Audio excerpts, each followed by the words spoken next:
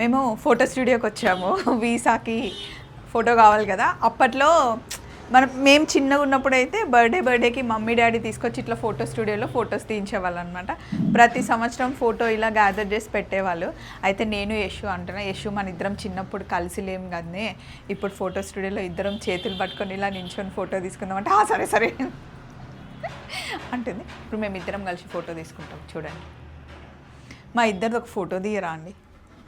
ఏదైనా బ్యాక్గ్రౌండ్ వేయరా? ఇట్లా ఇట్లా ఉన్నది అప్పటి చిన్నప్పట్లో వేసేవాళ్ళు కదా, ఇట్లాంటి బ్యాక్గ్రౌండ్ వేయరా మా ఇద్దరికి?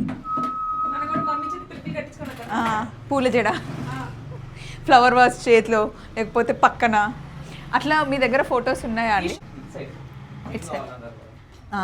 ఇక్కడ థీమ్ ఉంటుందా?